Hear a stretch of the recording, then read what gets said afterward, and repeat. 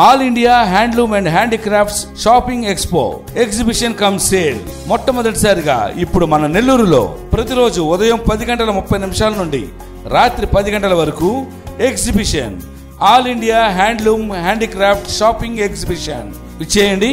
Exhibition open ground PVR Kalyana Mandapam ప్రక్కన Vanamthopu centre mini bypass road Nellore.